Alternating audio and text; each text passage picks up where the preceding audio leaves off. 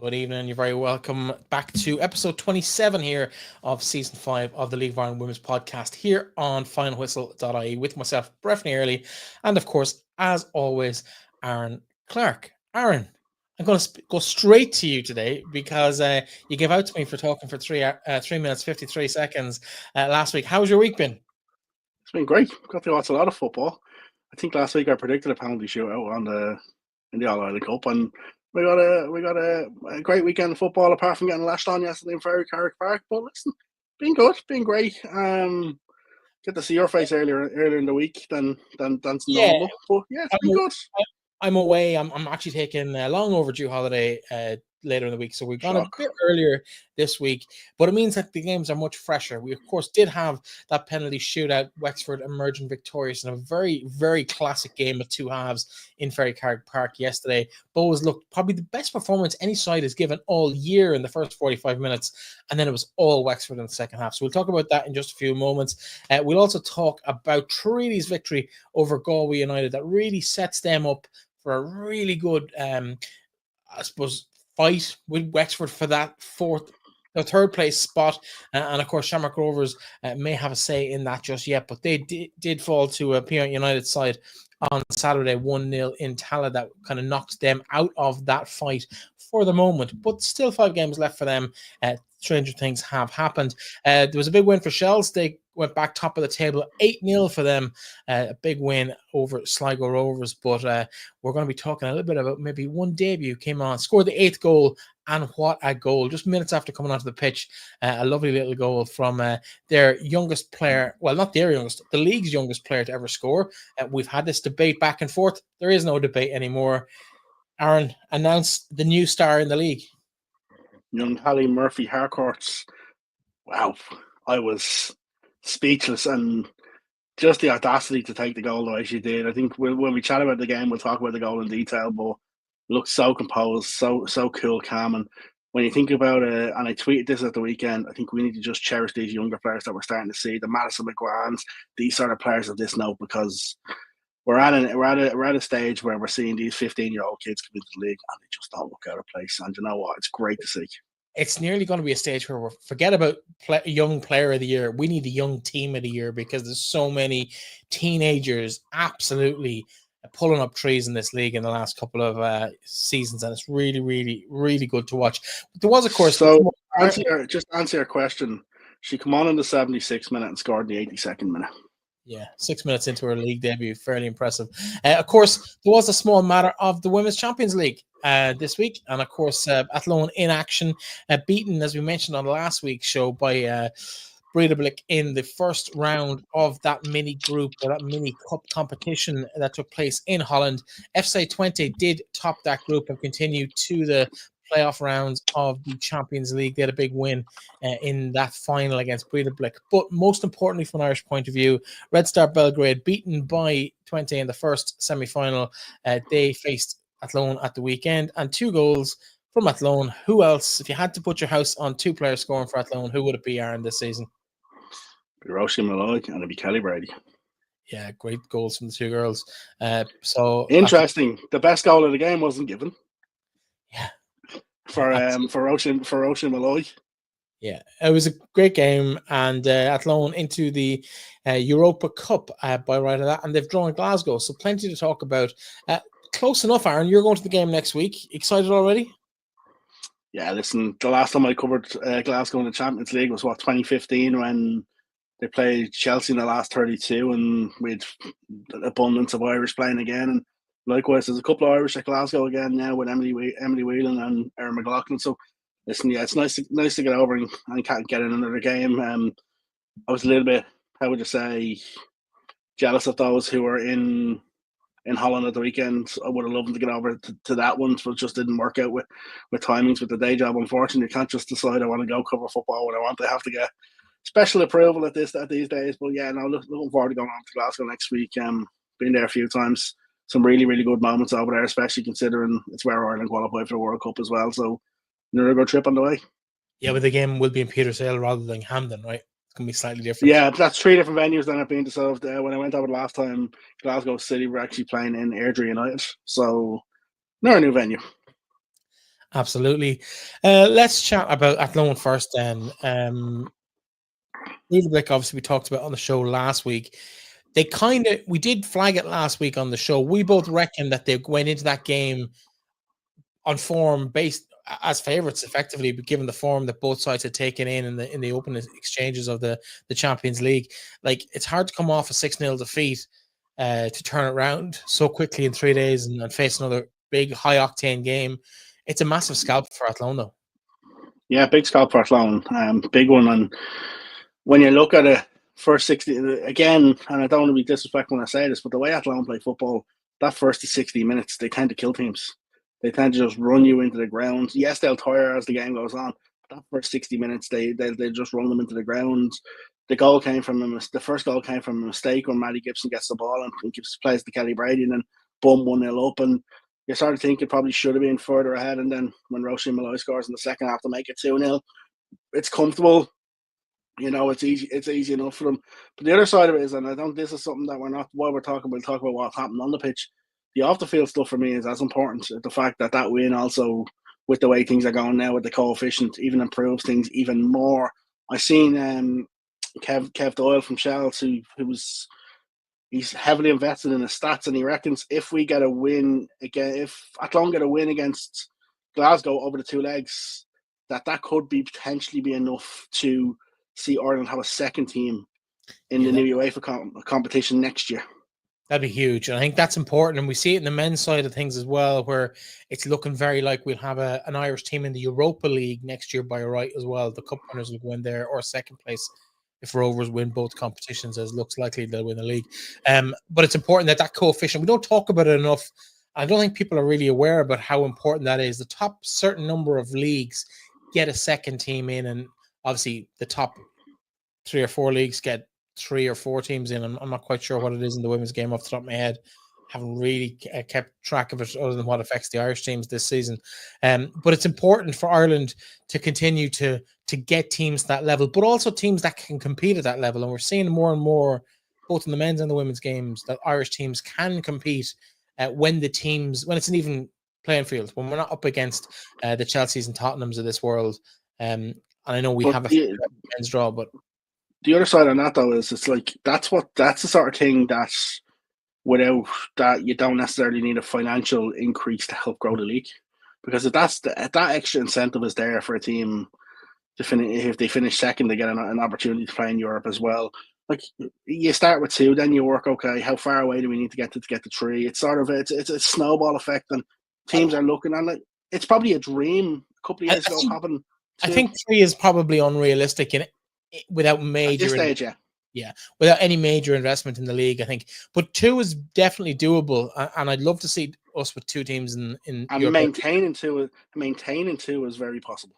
Not just getting 2 in for a short, quick burst and gone. I think maintaining 2 is very plausible in terms of having 2 teams in, and then but the thing is, then you're in a situation that it's like the league competition, clubs will continue to put more and more, because the opportunities that are there for Athlone and have been there for Athlone have been massive over this last period of time. And like if they win this round, they'll go into a second qualifying round, and then it's into the last 16 to get past that. And it's one of them that you're sort of thinking, like, having an Irish team so deep in it. Like, it was great when the likes of Peamount and Raheny got to the last 32 of the old Champions League. But at that stage, you sort of realistically call a spade a spade. They never really had a chance of ever progressing past that stage due to the sheer volume of teams and who they'd play against.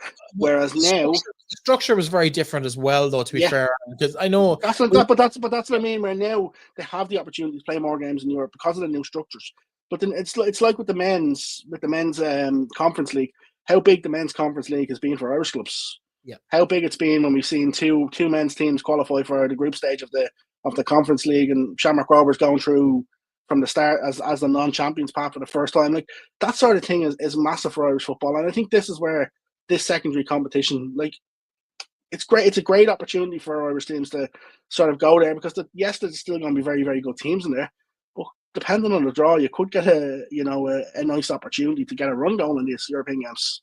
And as well, the one thing I will say, the Europa Cup is 2 legs, so it's a home and away game. It's not as if they just play one game against Glasgow. They've got 2 games. They've got a game in Athlone and they've got a game in Glasgow. Yeah, no, it's a huge opportunity for the club. And I think for the league in general, I think we all should be supporting Athlone as they continue a win or 2 against Glasgow. And that's, again, not beyond the realms of possibility. It's a big ask. It's a tough uphill challenge. Glasgow have a much bigger budget, much better setup in terms of what surrounds the team, and less probably turmoil within the club at the moment as well. So if they can kind of get a wrap on all of that, I don't think there's any reason why why Athlone should be afraid of Glasgow City in that next round. And realistically, there's a really good chance that Athlone could give themselves a good crack at getting through to the next round. And like, you're going to run into really, really big juggernauts at some stage. Like some of the teams in this competition, Inter Milan are in the next round of the draw. Like there's plenty of teams that will come in there that we've all heard of. So it'll be interesting to see. I think Ajax are in it as well. Yeah, there's some big names in there as well. In terms of the big news at home, I suppose over the last couple of days. But even just before you even leave Athlone, I am very curious to see what's going to happen with Athlone now, because Shells won at the weekend, as you mentioned earlier, with the win against Sligo. Shells have 6 league games left. Athlone at the minute, between now and the end of the season, without including if they get to a cup final, will have to play 10 games in that same period. The Shells have to play 6.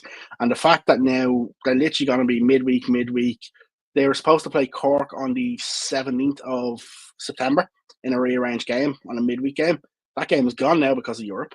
Yeah. It's like, from an Athlone viewpoint, it's going to be a case of they're going to have to manage their squad to make sure that they facilitate that sort of demand of the games. And like with now it adds a bigger question to the Shamrock Rovers Cup game, because I've heard from people within Shamrock Rovers that Rovers are adamant they're not giving up home advantage. They're not just reversing the tie to Athlone.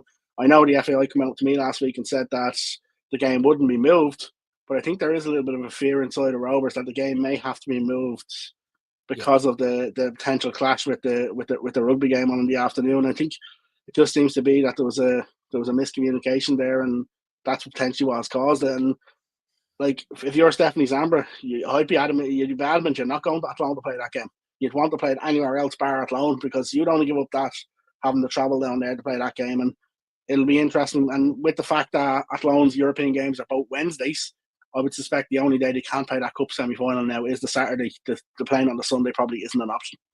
Yeah, no, I think it's going to be probably played at a Dublin venue, but might not be Tala if things don't go to plan. We were asking TG Carr yesterday, any updates there, and they were like, some of the guys in TG Carr were like, no, not yet.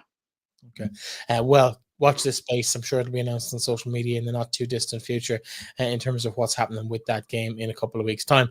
In terms of speaking of cup finals and cup later rounds of cups, we did have TG Carr in Ferrycarrig Park yesterday afternoon for what turned out to be an absolute humdinger of a game in terms of one team completely dominated the first half. Bows should have been out of sight by half time. Were arguably one of the best 45 minutes of football played by any team in the division this year, in my opinion. And then the second half, it just was all Wexford. Bows couldn't get a look in at all. Went to penalties. That breeze. Yeah. That breeze. I don't think people will realise how strong that breeze was shooting into the end. That both teams actually scored a goal. And like when you look at some of the kickouts, they were struggling against the breeze to sort of to keep it going. And like, even you look at Wexford, like after 50 odd minutes, they took Holly Murphy off. They brought on Charlotte Cromack and they made an additional change and sort of went with Ciara Rossler more in the middle. Like, there was even times where I was seeing Orla Conlon up towards as a winger, and considering she'd played centre back for him for quite a while, it was one of them that I like. The first half, I think Wexford sort of went out to nearly not lose the game in that sort of sense. And like, for Bows, yeah, I agree with you. The conditions in the opening stages of that game were unbelievable. Watching the commentators on the TV and the analysts on TV just trying to, I think they gave up trying to keep the notes dry at one stage, because I was stood at that side of the park. I was stood on that side of the park, and I was like, oh, here. Like, it was, and there was a further couple of monsoons even before that, and even before TG Carr went live on telly, and you're sort of thinking, oh, here, not today. But like, it was one of them cup finals that I think, yeah, Wexford were definitely the better side in the second half. did either side deserve to not necessarily win it, to lose it? Probably not. Absolutely gutted for young Savannah Kane, considering she missed a penalty, and TJ Carr then panning the camera to her when she was down on the ground. For such a young kid, she's absolutely devastated for her. And like, I do think Bohs will take an awful lot from reaching a first senior final since coming into the league. I think they'll definitely take an awful lot from it. I think if you look at Bohs, you can really see how much Katie McCarron has missed. Katie McCarron was pivotal to everything good that Bohs were doing in the first half of the season. I did ask Albin Heisel before the game about her potentially for the cup semi-final, and she's still in the boot at the minute, but he's still hopeful that she may be available to play some sort of part. Like, you even see Katie Malone coming on just before to take the penalty, not probably not 100% fit. It's one of these that I think when you look back on it, I think no matter who won this game, I think it was always going to be a case of both clubs really needed it. Wexford haven't won a trophy, haven't been great for a couple of years, and for Bohs to get to that first final. But for Bohs, they have an opportunity in 2 weeks, in 12 days' time, to sort of rewrite that and make another cup final when they play Treaty Uniteds. And that's probably going to have to be their focus. Forget the league game. That's the league game that they have this weekend. It's going to be more of a case of get players right for that cup semi-final in Dalymount. And I think for Wexford, like, the question you've got to ask is, as much as you're saying about Pearl Slattery, Noelle Murray, Rachel Graham at Shelbourne, how long is Kylie Murphy going to be there? Is this going to be the last trophy that Kylie Murphy lifts as Wexford captain? And considering how pinnacle she was to everything that's happened in that club, and like, even when I look at Wexford, I don't even look at just Kylie. I look at the likes of Lauren Dwyer. For a long time, Lauren probably looked as though she wasn't going to play football again through injuries, and to get herself back after sort of what she's been through the last couple of years, it's one of them that you have to have a lot of admiration for them as much as you have disappointment for Bohs. But I definitely think Bohs are going to learn so much from this occasion. And I think Bohs will probably step on another 2 or 3 notches next season off the back of the learnings that they've had this season. And to be honest, it was a breath of fresh air to not have a Shells or an Athlone or a Piedmont or one of the kind of the clubs that have been thereabouts for the last 4 or 5 years at Galway in this particular competition. It was great to have that kind of breath of fresh air.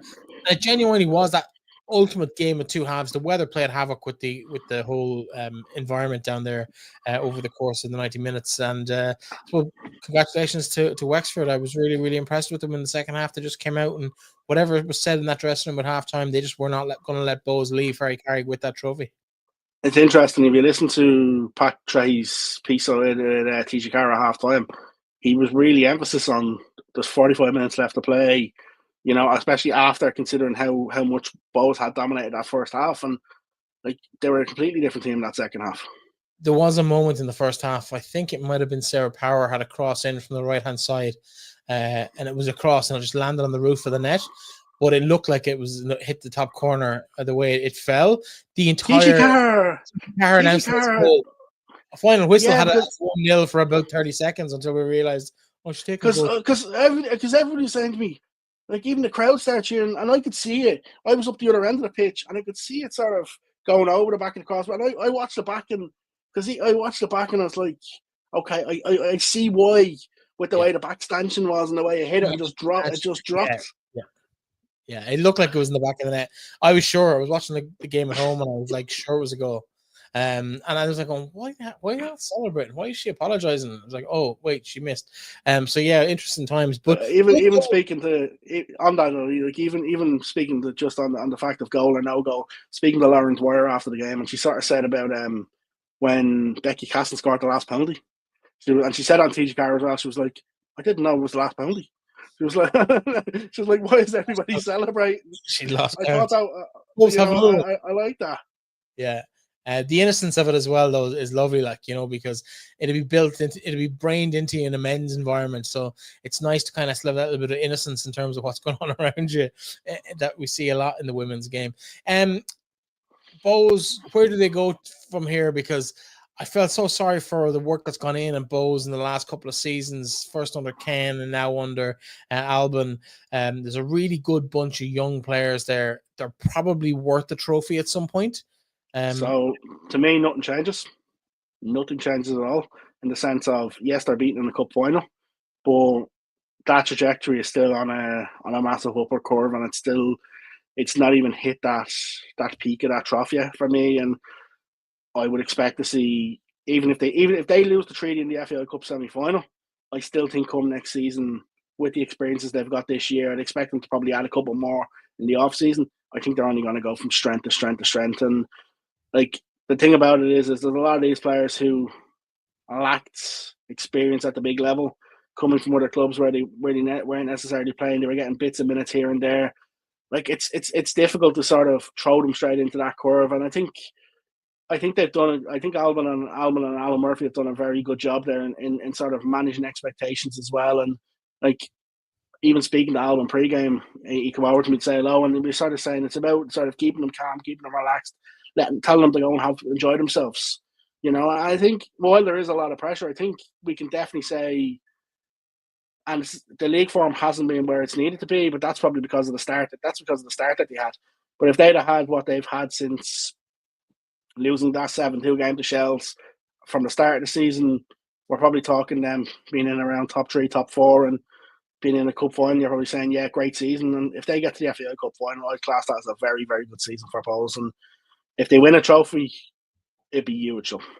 Talking about top 3 or top 4, that has been the challenge that has been of most interest to most observers outside of the title race. It's been a really, really exciting battle. There's only 1 point between 3rd and 5th, with Galway, Treaty, and Wexford all within 1 point of each other on the league table. But Treaty really have put that up to both teams by beating both of them in the last week, and they've put themselves back in the mix. I think we knew we were going to see something decent from Treaty, particularly after a week or two at the start of the season. But I don't think realistically we thought they'd stick with it as long as they have. I know we say this every week on the show. We're always expecting them to fall off a bit. Can they get 3rd place? Don't see why not. That's been genuinely honest with you. They've got Shells left, Sligo, Shells, Peamounts, Bows, and Waterford. The way they're playing right now, would you fancy them to get points in nearly all of them games? Yes. 3 or 4 of those games, yeah, absolutely, yes, yeah. They can get points in any one of them games. Like, I don't know if you've got the league table there to handy. I do. Do you want to see it? But if you look at the league table there, right? If you look towards where teams are in terms of Treaty, if you take away Treaty in the last 5 games, Treaty have taken 13 points. 13 points in the last 5 games. Yeah, they're top of the form table in the league. And it's unbelievable. And if you look at the run they've been on in them 5 games, that's what's probably impressive, is the fact that they had a draw with Athlone. That's the only one they've dropped points in, is a draw with Athlone. And they've beaten Cork, beaten DLR again in the cup. Then they've beaten Wexford, they've beaten Galway. But the fact of the thing is, it's like, it's not as if you can turn around and say they fluked the win against Galway, they fluked the win against Wexford. Yeah, it's not as if we can say that. They were full value for the win, and like, seeing them so high up on the table, like, it's a record haul of points for them. When have we ever thought that we'd see Treaty United with 10 league wins out of 17 games? I don't think anyone would have believed you if you'd said this 2 or 3 years ago. It's astonishing, and it's great. And but again, it's down to the fact that the club came in with an ethos that it's 50-50 between the men and the women. We're going to talk about that later on in the show, because there's been statements again from individuals and the FAI, and I expect to see more through the week. But of course, we're going to be talking about equality before we wrap up the show tonight. Just in terms of Treaty United, and you can take the league table down for the minute. Yeah, I still won't forget the text message I got the first day of the season when Treaty United played Waterford, and you turned around and said, "Watch that." You sent me a picture of Flocchini, and you said, "Watch this player." And then I turned around and said, "Who is it?" And you sent me Flocchini, and since then it's just been wow. And the goal of the weekend, another superb goal. The only I will say is Galway will probably feel that they should have scored a couple of more. They should have scored a couple of more themselves, especially when they missed the penalty. Let's talk about the own goal first for Gillian O'Toole. bitterly unlucky. She just tries to knock it out for a corner, and it slices off the foot and in off the post. Bitterly unlucky. That was another one where the conditions were horrific. You could see even in the players, the jerseys, conditions were horrific. And then even for Treaty going in 1-0 down, I think you'll probably think that Galway had chances, and then even when Flocchini equalises, Jamie Erickson's poor penalty. Good was great. Goal, though. Oh, as always, she only scores screamers. Like she only scores bangers. You know what? She's starting to, and I'll say this even though she didn't do it this weekend. She's nearly like a bit of a Noelle Murray in the sense of it. 90% of the goals she scores, they are just bangers, and it was a quality finish. And like when they scored that, like it wasn't long after between that and the penalty, and that can be the game changer. Then if Galway get that penalty and go back into it, it was a good run by Emma Doherty. I think Emma Doherty will probably walk away from this game thinking she probably should have had 3 or 4 goals in this game. She had a lot of chances. She had a lot of good chances. Then when Ericsson misses the penalty, and then Treaty obviously have a goal disallowed, and then young Madison McGuane converts her spot kick and sort of nerves of steel. It's just mental. It's just so relaxed, and then like I think realistically, she's the sort of player that Treaty need to build that team around for the next couple of years. And the best part from Treaty for me is the fact that like them players who are doing it so regularly for Treaty, they're players who they can keep hold of, they can build their team around of, and listen, it's been an unbelievable year for Treaty. I think there's so much positive that comes out of Treaty in terms of growing and developing this group of young players. Is that one of the beautiful things about Limerick as a city and Treaty as a club is that these youngsters have access to whatever their next steps in life are.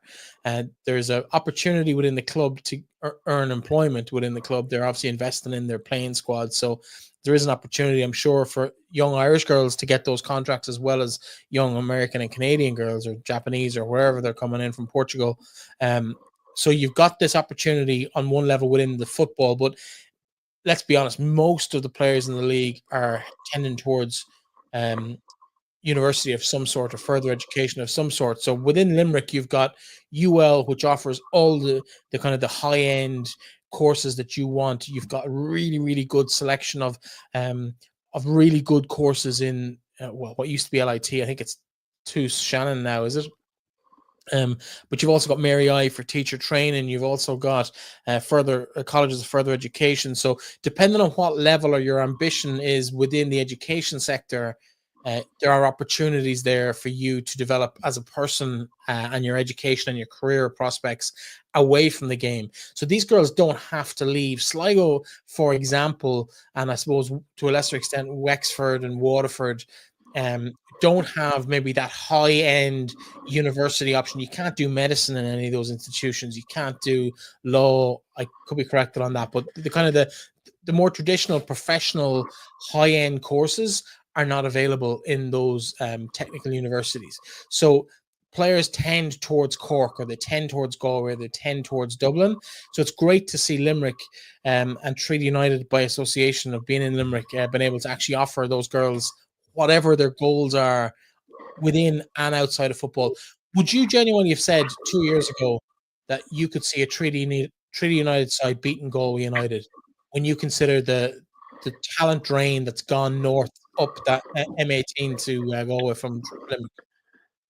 Yes, I would have said yes, but I've got a bigger one for you. I would have said yes on the day, but the one I'd say to you is would you have thought that you'll see Treaty United in a cup semi-final where, like, if I'm a betting man in terms of Treaty and Bohs, it's literally 50-50. It's not even a 49-51. It's a 50-50 game of football where they go into that game as much as a value as you would when it comes to Bohs. And like, it's not even a case of where we've seen a couple of years ago where some of the sort of teams who are developing get into a cup semi-final, they're massive underdogs no matter who they draw.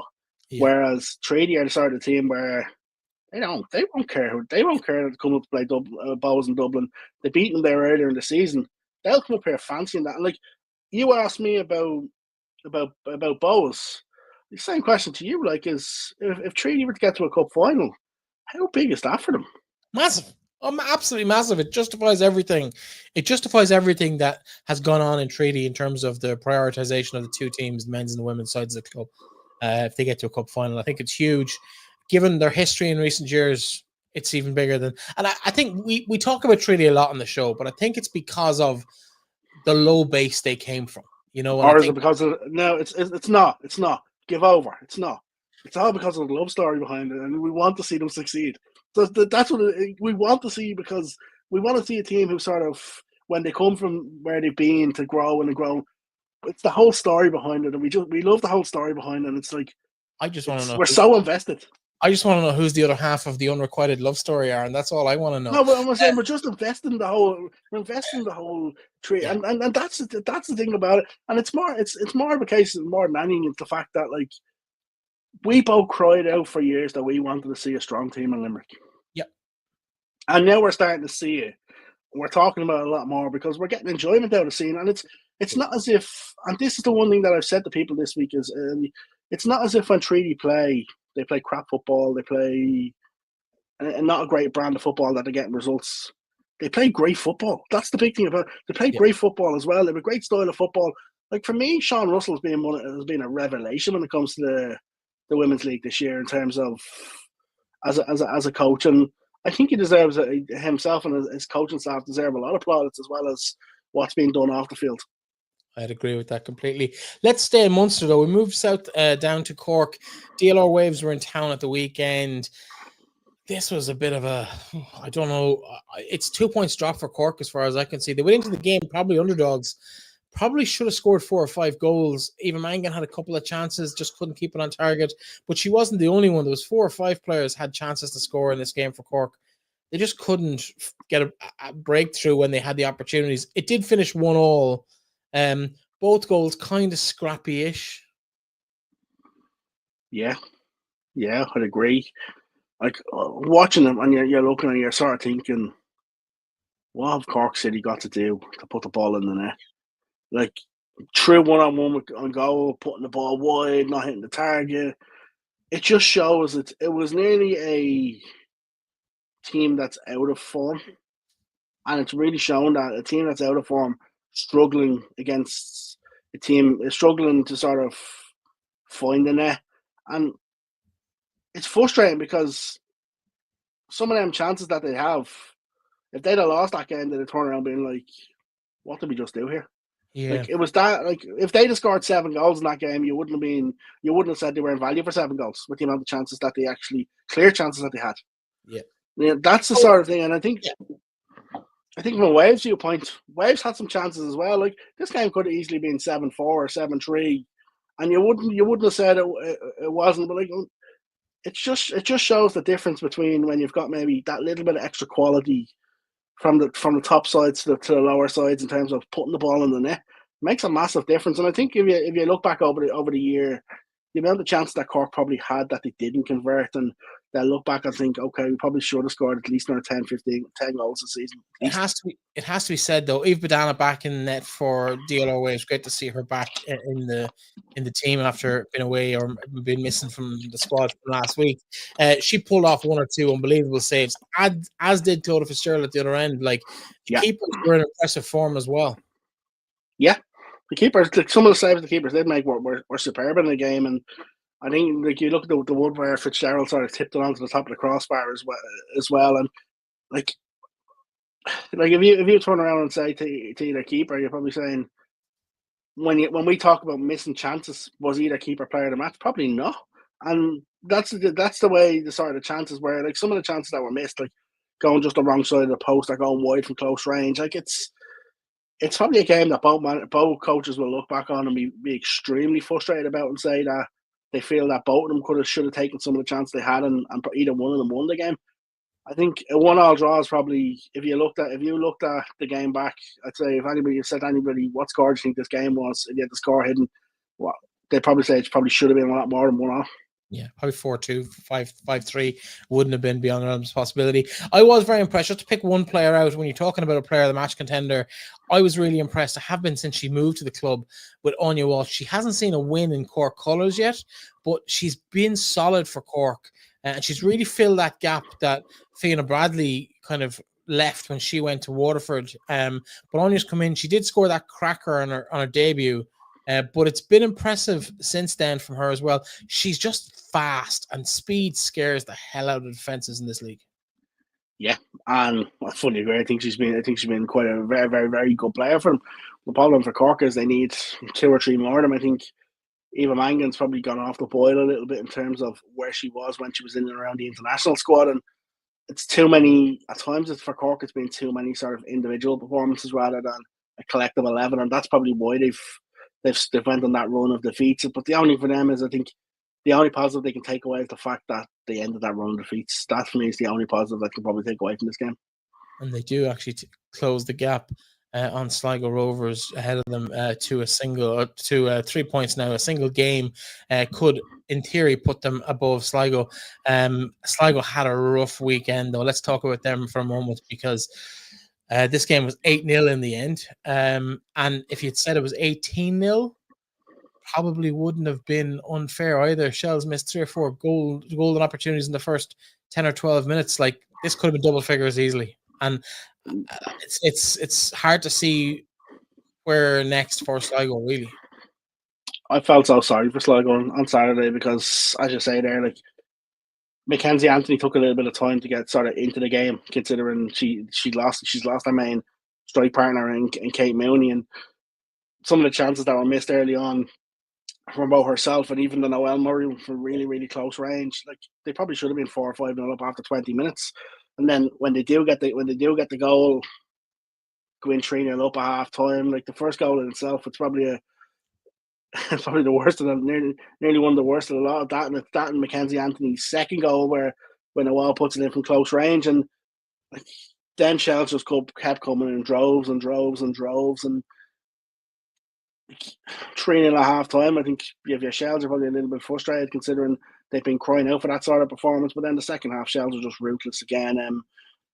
Mackenzie Anthony ended up with 4, leaves her level with Kelly Brady on top scorer. Then you're thinking Noelle gets 1, Megan Smith-Lynch gets 2. Now, you don't often see Megan Smith-Lynch scoring from a header, and her second goal of the outside of the foot was a superb strike. But I said to Megan after the game, I said, Megan, nearly every other week your goal will be the goal of the game. And then young Holly Murphy Harcourt, 6 minutes into her debut, the pass from Maeve Ulmer to Megan Smith-Lynch. Megan Smith-Lynch's flick is just ridiculous. And then young Holly Harcourt just says thank you very much. Thinks it over Bonnie McKernan into the back of the net. I felt so sorry for Bonnie. The sheer audacity to attempt that, though, 6 minutes into your debut. Okay, yeah, you're 7-0 up. There's no real jeopardy if you put it over, or you put it wide, or you put it straight into the keeper's hands. Yeah, you missed your chance, but the execution was inch perfect. Yeah, 100%. And I'm gonna get sort of in trouble for this because Owen Wirren wants to keep the hype down. But realistically, for me, she's the sort of player who could have that X factor impact that Shells really need in the run-in.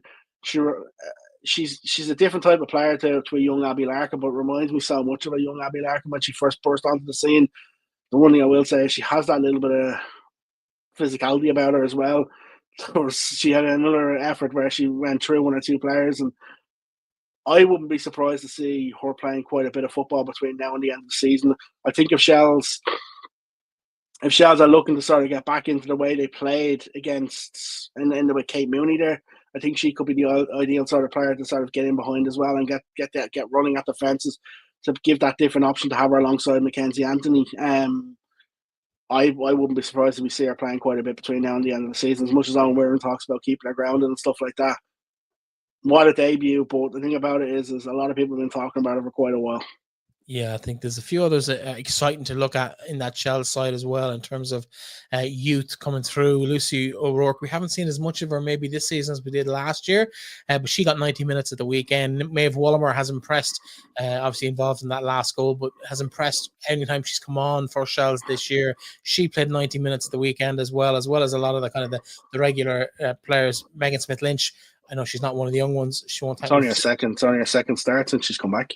But again, it's a solid 90 minutes. And to see those players coming through and still pulling off a performance and a result like that is impressive. And I think Shells have been missing that little bit of ruthless streak in recent weeks. They've been struggling to get kind of 1-goal victories in games or drawing games when they maybe should have been. It's not even 1-goal victories. They've been struggling to have an actual performance. They haven't put in a decent performance since they played Bows away, Bows at home in the league, the Bows away in the All-Island Cup. They were cruising enough up until the red card, but since then they hadn't put in a great performance. A bit of a spell in the second half against Athlone. Ron Warren said he's seen something this week in training that he said that he was expecting a performance out of them. And I think that's the performance they sort of needed. They need to get some of the cobwebs out. And I felt so sorry for Bonnie McKiernan and goal for Sligo because she pulled off some great saves at 0-0, and it's difficult when the floodgates open and your defence sort of is all over the place at that stage. And like it was a really, really very difficult day for Sligo. Could have been a lot, as I said, could have been a lot more than 8. The league game of the weekend was, of course, the meeting of Shamrock Rovers and Peamount at Tallaght Stadium. Now, there's so many subtexts and different stories going on behind the scenes of this. Of course, you have Stephanie Zambra in the dugout for Shamrock Rovers. There's a whole debate about whether she's going to get that job or not on a permanent basis. She's, of course, a Peamount legend in her own right, as is Anya O'Gorman. And as much as all those people get on with each other and they're all friends off the pitch, I guarantee you they both wanted to beat each other on Saturday afternoon. And Peamount will have been delighted that, given and I suppose we've fed into that as well here on the show in terms of talking about the demise of Peamount. Like, Peamount aren't going anywhere anytime soon. Or do you You're going to get me in trouble? No, well, let's be honest. Like, if what we've been saying on the show. So what I'll say to you is the last 3 performances have been the last 4 performances, if you include the Athlone where they lost 1 in the cup. The performances have been night and day to what was probably been there over the last couple of months. The fact that they've beaten both Bows and Shamrock Rovers in the space of 10 days, I think for them is a massive, massive result. I think Amanda Budden was very good in goal for them up against their old club. I think you still sort of look back and say if Collie O'Neill hadn't been gone at the start of the season, would Amanda still be in Shamrock Rovers? I thought she was very good. I thought Bows going forward Peamount going forward were very good. Ellen Dolan had another really good game, but I thought Karen Duggan at centre back was superb for them. Controlled so much of the game. As much as I don't like to see Karen Duggan at centre back, I think she in the middle of the park. I think she offers you so much more. But like Rovers had chances.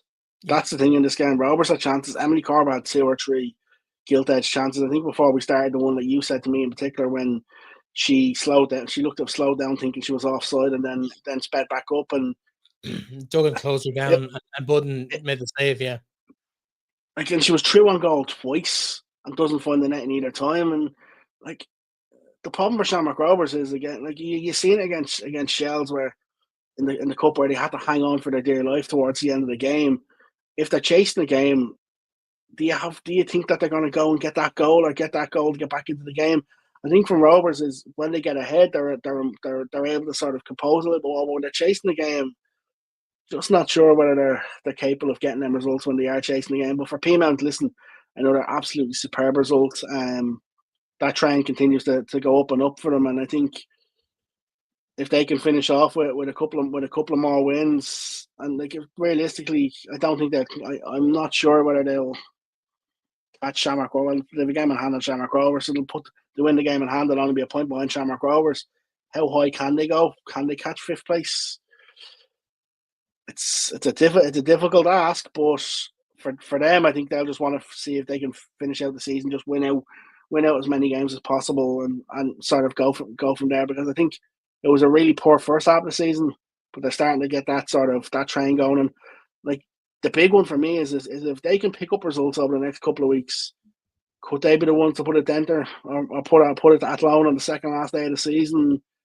Potentially put that bit of a juggernaut in Athlone, when Athlone go for the league title. Like, there's so many subplots that Peamount can have an impact on between now and the end of the season. And of course, this weekend's fixtures see Bows host Cork City, Peamount host Waterford. Before you even go there, we've got a game on Wednesday night. No, I'm aware of that, but I just want to wrap up that discussion about fifth place or sixth place in the league, the challenge for that, because if Bows and Peas, who are both capable of taking 3 points from those two fixtures I've just mentioned on form and on league placings, Rovers, they go to Athlone. If that game goes ahead, I expect it to, but you never know what'll happen with the. No, that will that will go ahead. From what If the only one that we're not sure about is 100% on is just the cup semi-final, but it sounds things the league games will be. And on form, Athlone will go into that game as favourites. They haven't lost a league game all season. If Rovers don't win that game, which is a possibility, it leaves a point or two between those three teams going into that race for sixth. So you could have a really nice race for third, a really nice race for sixth, and another race kind of for ninth. That's kind of playing out nicely between 3 or 4 teams at the bottom of the table as well. So we're beginning to see these little groups re-emerge in the table. But again, the gaps between them aren't as big as they were in previous years. Let's talk about the game on Wednesday night, which is, of course, Athlone. Their game was put off. They were due to play Waterford at the weekend, but of course, their European escapades have meant that they didn't play on Saturday. They were busy in Holland. They face a trip to Waterford. They'll need this like the hole in the head. But as Gordon Brett said to us on the show a couple of weeks ago, they want to win this league title more than they need the European stuff. It's bonus territory in Europe at the moment. They want to get back and put back-to-back titles together. Yeah, but I also think they need to be careful with players. Some players, like the likes of Matty Gibson's on 4 yellow cards as well, need to be very careful in that sort of situation. Picks up the yellow card in the wrong game, could miss a big game. And like for me, yeah, league football is that a strategic opportunity for Athlone as well, in terms of, if I'm Colin Fortune, am I saying to her, okay, Maddie, we're playing Waterford on Wednesday night, we then go to DLR or we host DLR in the next round of games, so actually they're Cork and then DLR. Is this an opportunity for her to pick up her booking in the next 2 games and wipe the slate clean, and also get a breather, get a rest going into the Champions League? So the problem is there's no doubt about it that if she doesn't pick that yellow card up before to play Shells, that's the sort of thing that Shells will definitely try and antagonise to try and get that yellow card, because the same thing will happen when Athlone look at Shells and say, okay, this player's on 4 yellow cards and this player's on 4 yellow cards. They'll try and wind each other up to try and get that yellow card. Nothing malicious, just in the sense of how can they sort of their opposite number. Like, and the thing about it is like the likes of Maddie's had niggles. Like you sort of got to be very, very careful in this situation if you're Athlone to how you protect the players, because if we look at it, they're now going to play this Wednesday, this Saturday, the following Wednesday, potentially the following Saturday in the FAI Cup, which I suspect that game will still go ahead. They were due to play Cork the following Wednesday. That will now be off because they have the European game. Yeah. They'll then go into DLR. The question is where do you fit that Cork City rearranged game in? Do you fit it in between DLR and Shells, or do you fit it in between Shells and Peamount? I know where Colin Fortune will want, and he won't want it in the build of that Shells game. No, but don't forget that it's not beyond the realms of possibility that Athlone might get through this and have an extra 2 games. Don't worry about that. They're not going to be until after the cup final, so they won't be an impact in terms of the structure. Because I did look at that, and I did actually look into that, but they won't be until after the cup final. They won't be until. Actually, I think they could be the week of the cup final, the first one being, and then the second one being the week after the cup final. Yeah, it's just congestion. It's just fixtures all over the place for Athlone. Is their squad big enough to deal with all these games? Probably not.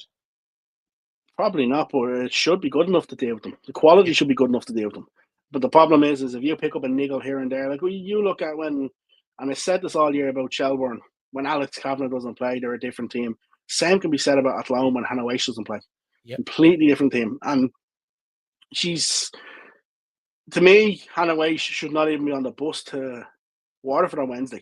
If you look at the strapping that she had on that knee, they need to be very strategic with a player like that. Any player who's carrying sort of niggles or big strappings, they need to be very, very clever and sort of manage them over the next week to 10 days. And but do you disrespect Waterford by leaving 3 of your best players on the sideline to rest them?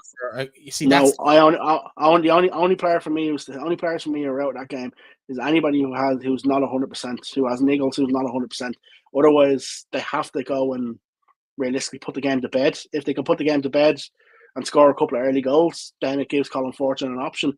then again, if Waterford are stubborn and do what they done against Shelbourne, and if you've rested them players against Shelbourne, rest them players and then they put in the performance they did against Shelbourne, you're sort of thinking then, why did I do that? This could cause. And the thing about it is, and Gordon Brett is dead right.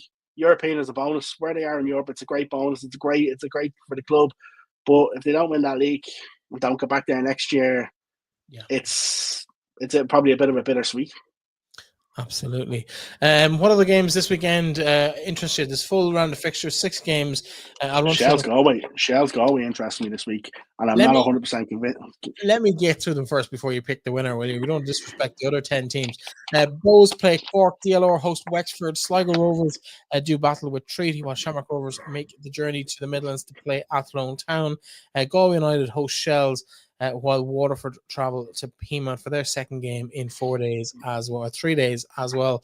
But yeah, it really is Galway Shells. Huge opportunity there for both sides. Galway need a win to keep their third place hopes alive and whatever outside hope they have of second, but that's very unrealistic at the moment, even if it's still mathematically possible. Yeah, it's going to be very, very difficult, and I think Galway will be looking to bounce back from that defeat to Treaty, but from a Shell's viewpoint, Shell's will need another big performance. Gemma Quinn should be back for them. I think she only picked up 1 game ban for the red card. I was happy enough to see that it wasn't a 3 game ban because there was no malice in it.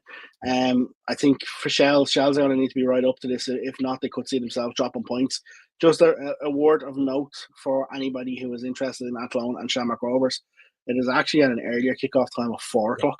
It's not at the usual 7:30. And if you look at the fixture, you'd probably say you'd fancy you'd fancy Bows, Wexford, Treaty, Athlone. I think maybe a draw and Peamount. Yeah, and a draw for Shells would really put the cat among the pigeons. Will put the teams on level, pegging on 40 points with Athlone having that game. No, if Athlone win the game in hand this week, Athlone in the midweek, they go back top. Oh, apologies. Yeah, I forgot about the midweek game. Yeah, so Athlone could even be 3 points clear if Shells draw. It would really be an uphill challenge for Shells. They do have the edge on goal difference after that 8 goals this week. Put them kind of. Have you seen Shells running? Oh, it's horrendous. So, if I go by the league table, they play 2nd, 3rd, 4th, 5th, 6th, and DLR. Yeah. That is actually horrific for a running. Yeah, it's not an easy running at all. No, it's as bad as it gets, but at least they don't have major distractions like Athlone do have with the. But that's where my concern from Athlone viewpoint is. It's just that the fixture pile up and on Wednesday, Saturday. You can't start the same players every week in, week out, and it's how do you pick and choose? How do you prioritize which you do and which you don't? Yeah, absolutely. It's interesting times ahead. There was one other piece of news that has been kind of doing the rounds on the newspapers over the last 24, 36 hours, Aaron, that we kind of have to talk about because we've mentioned it before on the show, and obviously it is an ongoing legal case, so we're going to be quite careful about what we say. We don't want to upset either party, but I think we have to discuss what's going on at the moment. Of course, it is the battle between current FAI employee and former women's national team manager Eileen Gleeson and her current employers, the FAI, in relation to pay equality between the person doing the men's role, in this case, the men's national team manager, and the women's role, her previous position within the FAI. And there's a fairly lengthy article in the Independent online today. By Mark Ty. Mark Ty, who, of course, as we know, is no fan of the FAI. If the allegations are true, some of it is disappointing from the FAI's point of view, but it's very hard to look at this and not feel that it's maybe a little misplaced from Eileen Gleeson on this front. Aaron, we had a lengthy chat before we came on air tonight. We can't talk about most of what we talked about, but we've had a good chat, and I suppose my initial thoughts on where this is that it just seems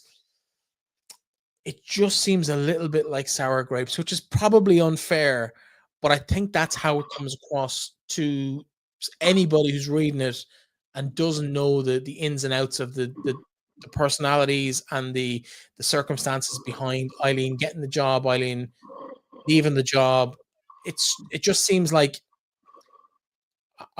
there's a bitterness there, and Eileen has decided that she wants to get her point across, and I just don't know if it's the right move. And I think the way Irish sport works, and I've seen this firsthand, I've seen it with friends. When you make a move like Eileen Gleeson has done in the last 24 hours, you've pretty much written your retirement letter, because it's very hard for anybody else. You're seen as trouble, rightly or wrongly. You're seen as someone who is not worth the risk of employing, both in Ireland and abroad. And that's what I would worry, is that Eileen might be completely in the right. The allegations may be completely correct, but it won't end well for Eileen at the end of all of this. I agree with you. It won't win. There's not going to be a winner in this situation. When you look at you read some of the article and some of the allegations that are in there, like some of them, you sort of you turn around and you sort of say, okay, I get it, I understand it, I see where it is. But like, even when we talk about women's football, like women's football's come so far since 2017. Since the protests in Liberty Hall, and when players were changing in tracksuits and stuff like that, it's come so far. Like, we see even with others where the whole talk about charter planes and stuff like that, even in the news today with Manchester United's women's team, and like it's a case of there's only a certain amount of funds as well to go around in terms of a lot of things, and it's difficult because you don't want to turn around and sort of slate Eileen and say she's wrong for bringing this. She has these feelings, and she needs to go and deal with them. She needs to go and sort of, if she's not happy about them, like the pay thing for me, an Irish women's manager has never been on that sort of level as a men's manager. Yes, the players are on an equal pay, but the players are only on an equal pay because the men took a deduction to give the players the sort of equal footing. Like, they do charter planes and stuff like that to games, and like they have the options of getting home a lot quicker. Things are a lot different to where they were having to go through airports, do multi connections, do all that sort of stuff, and things have improved an awful lot. Is she not happy over certain things? Yes. Like, the problem is and as well as when you talk about like some of the accommodations and stuff like that, as mentioned in the article about like some of the countries that they would have been playing, especially during the earlier tenure, the facilities maybe just aren't there. Because I know even when they played France in Metz, they actually stayed in Brussels. Not Brussels, they stayed in Luxembourg, about 50-minute drive, because the facilities were better available to them and were better available in Luxembourg. And the problem is, you know, when you're looking for these sort of hotels or these sort of things, it's difficult because there's a cost budget. As much as you want to give them really, really good hotels, there's a cost budget beside it. There's a lot of things. It's aired a lot of things that some things we probably knew, some things we probably didn't know as well. And like, the one question I would take out of it is there's a mention of about an incident in Dublin Airport, and it says about talking to the FAI staff. My question would be at that stage is, why is there no involvement of the airport police, or why is there no involvement of airport security? If that's the case, and turn around and be like, okay, let's do this. They may well have been, but it's just not mentioned in the article. But there's a lot of things in it that you sort of look upon it, and like, I know Eileen. I've spoke to Eileen even since she's left her role. I spoke to her only Friday at the Shells Rovers game, and she looks a different person being out of the women's position. And sometimes the job just doesn't work for you, in the sense of either you might be good enough, or it just doesn't work out. There was conversations, even we've had conversations on this show even before she took the job, about was she the right person for the job, and you never stopped. And even when she left the role, you never stopped and talked about your frustration with the fact that she gave up that women's and girls head of football, because She probably was the perfect person for that job. I think when she got the women's football job, and I'll be honest with you, I have a background in sports development, I have a background in women's football. I considered applying and didn't for a number of reasons. One of them is because of what I mentioned at the top of this piece is that when you've kind of dirtied your bib at a certain level in this country, rightly or wrongly, whether you're correct or not, you just don't get those opportunities again. They go with the safer pair of hands. And when I heard she had got the role, and it was on the grapevine that she was getting it a couple of weeks before she actually was announced, I was delighted because I've known Eileen 20 plus years. And there is nobody better in this country in terms of experience, in terms of passion for the game, in terms of her application. I know she's gone off and she's got herself qualified and she's got qualifications in sports management and sports psychology. And I could be doing her a disservice by her qualifications, but I know she has done extensive studies into the women's game. She, in my opinion, was the perfect candidate for the job she got originally. I think she made a mistake. Maybe it was a bit of ego. Maybe it was a bit of wanted to prove herself at that level. I don't think she was the right person for the international manager's job. But we even said she could have walked away after them 6 games. Well, them 6 league games. I don't even think she was the right person for the 6 interim games. I understand why they would give it to her, and I understand why she would accept it. But I think she had an opportunity to. They were very high-profile games coming off the back of the World Cup, the really massive crowds in the Aviva. She had the opportunity to walk away after 6 games, whether the FAI bullied her into staying around or not, as the allegations indicate. She had the opportunity to go, no, I'm here to do a job that I'm passionate about. I believe the head of women's football has a bigger job than the international manager's job, not in terms of profile, but in terms of responsibility and in terms of impact on the game. Yeah, you get a World Cup, you get a bit of buzz, you get a bit of TV exposure, you get household names in the squad. But I think ultimately the remit for that role in the women's football unit has always been the bigger job. Noel King shared it. He did both roles when he was in the job 20 odd years ago. His priority was also the international women's team. And I think the FAI have done the role a disservice by pushing virtually everybody, Noel King first, then Sue Ronan. Now we've seen Eileen been forced into that international manager's role as well. I think they need somebody. Hannah Dingley was there. I question, we talked about it at length when she launched that strategic plan. I think she was out of her depth in that job. I think Eileen, she'll never get the job again, particularly not after what's happened in the last 24 hours, 48 hours. But it's disappointing for women's football that it has gone the way it has gone. And I'm gutted. I think what I said to you earlier was we were looking at the prize money and the participation fees that go to each team in the league. And the reality is here, Eileen Gleeson is claiming that she's owed balance of what the men's international manager was paid, which for 16 months pro rata, you're looking at somewhere in the region of about 700 to 800,000 euros of a shortfall in what she believes she was worth the FAI.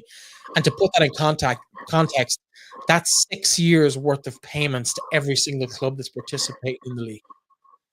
And when you put it like that, I don't know if any one person in the women's game, in the position the game is in at the moment, is worth that.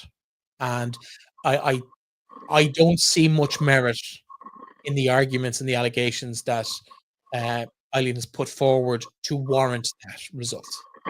Now, we must obviously say the FAI have started to come out and refuted them, and they've said that they will strongly defend the allegations that have been put out. They issued a statement to a number of publications just to sort of say that they will push back on them and they will defend themselves in this situation. The problem here is it's messy. Women's football is then in the middle of a messy situation again. Things in the FAI are not great, and are not great at the best of times. And we've seen even last week with the fact of the layoffs, all that sort of stuff. And it's very difficult. I think what's happening here, apologies to everybody involved if I've got this wrong, but I've seen this play out in different guises across different sports across the country for the last 20, 25 years. And I have a fairly good feel for what's at play. And my belief is that based on last week's voluntary redundancies and the compulsory redundancies that may follow that, I think this is an opportunity for Miss Gleeson to put herself in a position to get a settlement that would be of a bigger monetary value than what she might be entitled to, and to get out of Dodge with a bigger pay packet and a bigger settlement than she would otherwise. And the problem for me, let me finish, Aaron, just for a second, because it's important. On a personal level, the best of luck to her if that is her strategy. Because I would hate to think that it's just a bitterness thing. I don't want to think that's true. I think it's just a case that Eileen wants out. The FAI seem to want her out as well, if the truth be told, from the outside looking in. And I think it's just an opportunity for her to force a settlement that's more in her favor than the figures we outlined last week, where she might only get 3 or 4 years worth of payments, 7,000 or 8,000 euros, if she was to voluntarily leave. And if she's looking for 600 or 700 and they're offering 6 or 7, she might find a figure much more in her favor somewhere in the middle. And I think that's where we'll end up ultimately. This won't go to court. The problem here is we're potentially losing someone who could be very valuable to women's football in Ireland. That is the biggest, and that's the problem. And that's the problem when it comes to how many of our sort of people do we see going into sort of FIFA roles, going into these sort of roles where you need to keep the good people as well sometimes. And that's where, to me, this situation is sort of difficult, because you look back a little bit, and I'm not gonna lie. I've tweeted this before when I said that I thought she was a bit lost when they played Wales at home in the second leg of the playoff. But whether Eileen likes this or not, her tenure as permanent manager was always going to be judged on that playoff, whether we qualify for the Euros or whether we didn't qualify for the Euros. Because being in League A, it meant that we were guaranteed the playoff. The question was, if we finished bottom of the 16 teams or second bottom of the 16 teams, do we play a League B team in the last playoff or a League A team in the last playoff? But she was always, her tenure was always going to be judged on it. I know David Corral sort of come out before the first leg in Cardiff and was sort of speaking positively, and I understand where Eileen is sort of saying about the reviews and how the reviews are done. But like it or not, for me, I walked out of the Aviva off the back of them 2 playoffs thinking I didn't think she could continue as manager.